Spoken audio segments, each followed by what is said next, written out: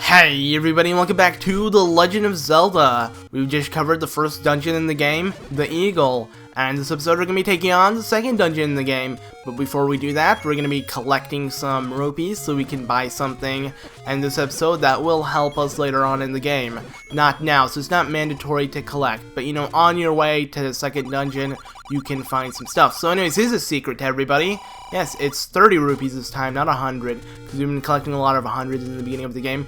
We're going to want around 80 rupees right now, so basically we just need to find one more secret. I don't want to spend too much time collecting rupees in this episode, because I want to start off the second dungeon. But there is a lot of rupees you can find that are even more of a secret that I kind of skipped out on because our wallet wasn't going to be able to hold much. Now that we have an empty wallet and we can collect, we can get more rupees, but I'm not going to do that because I think it's better off just, you know, getting things started and, you know, heading to the second dungeon. So now that we have enough rupees, let's go ahead and buy something. Now, you remember where we bought the bombs in the beginning of the game?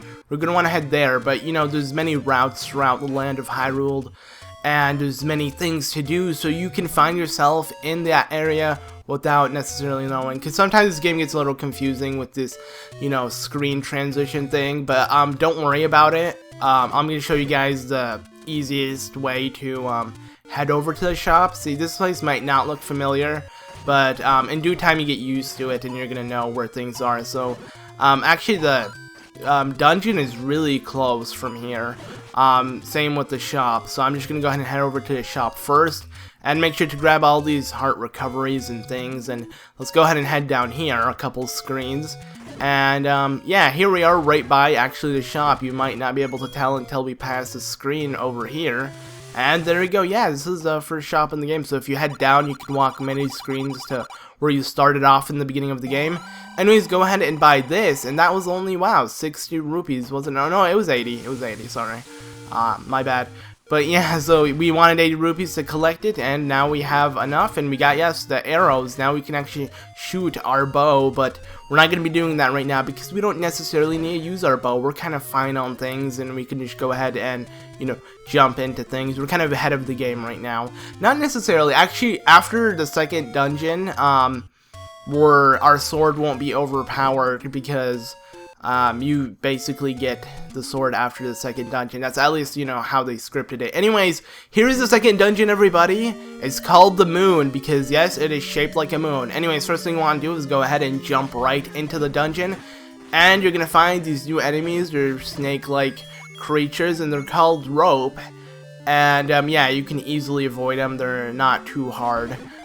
They do come charging at you when they see you in their sight, so you want to make sure you take care of them as soon as possible.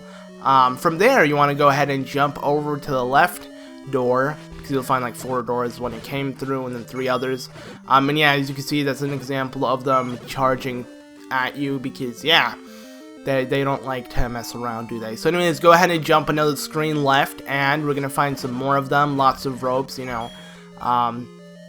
But, you know, they're no biggie, let's be honest. They're pretty easy. They're one hit to kill with your white sword. And, yeah, let's go ahead, and once you take them all out, they should open up the door. I think we already collected the key. I don't know if the door was shut, but we just needed the key.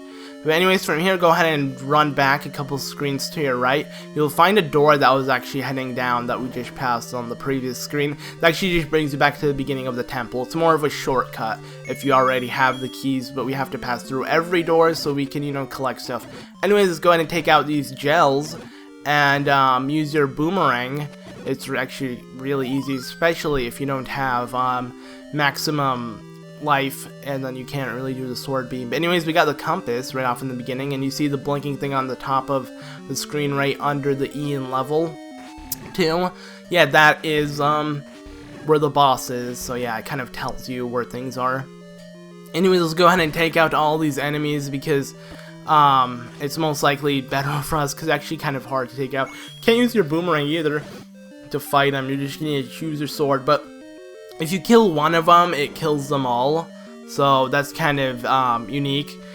You just need to find the one to kill. Anyways, here is the dungeon map, so you're going to be able to see the shape in a second. I'm just going to quickly take off these gels, and yeah, there you go. See, it's the shape of a, you know, the crescent of a moon. And yeah, there we go. So we took out the gels, we got the dungeon map, and let's go ahead and progress. We're doing really good progress so far. This dungeon is actually really easy, and even the boss is a lot easier than the first dungeon, which was in the Eagle. So anyways, go ahead and take out more of these ropes and collect whatever rupees and goodies we drop in. You want to make sure you take out all of them because they give you a key, as you just saw there. And it will keep progressing you on top, and then you'll have a left door every time you go up. Because yeah, as you can see on the structure of the map, you know, it's shaped as a moon. You want to progress upwards to head to the boss, but there's always goodies on the side. So anyways, you want to quickly take out these enemies, and then you're going to have yourself getting shot by those stone statues. And yeah, once you do, there you go. We went ahead and took them all out, and now that we took them out, we got a new boomerang, which was the upgrade of our old one, and it's called the magical boomerang. And here's some new enemies. They're called Moldorm, and yeah, so basically you want to take them out. They're fairly easy to actually take out. And with this magical boomerang, we can shoot to the end of the screen, which is actually really neat, and in general it's just a better thing to have because, you know, accuracy is the main thing, and you want to shoot to the end of the screen and stuff, so it's a good thing we got it, right?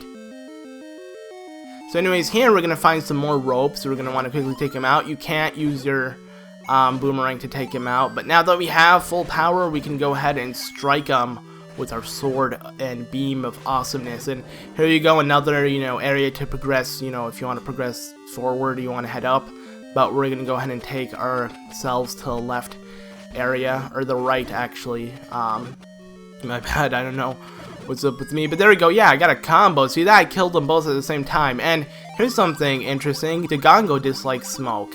That's the secret, and it's telling you how to take on the boss. Basically, it kind of, you know, gives it to you that, yes, the boss is a Dodongo, and it dislikes smoke, and you can hear it screaming from here. So anyways, go ahead and head up, and the scream should get louder from here. Anyways, now that we have our beam, we can easily shoot these enemies as soon as possible to take them out. Yeah, there we go. And luckily, I have the white tunic, or not necessarily, it doesn't matter what the color is, but basically it's the blue ring that makes you like that. From people say it's white, I say it's blue because it was a blue ring that gave it to us. But yeah, so anyways, go ahead and head up. You can hear the screeching of the Dodongo, and it's actually fairly easy. So you get a lot of bombs in this dungeon. If you don't have any, you get one right in the room that we were in. Just drop a bomb. You can either eat it, or you can just go ahead and drop one by it and it will explode. But basically, if it eats 2 bombs, you just need to put it in its way. It will die. And yeah, it was really that easy. And we go ahead and pick up the heart container, and there is the next piece of Triforce. So yeah, that dungeon was fairly easy, and we've completed it really fast. So thank you for watching, and I'll see you guys in the next one.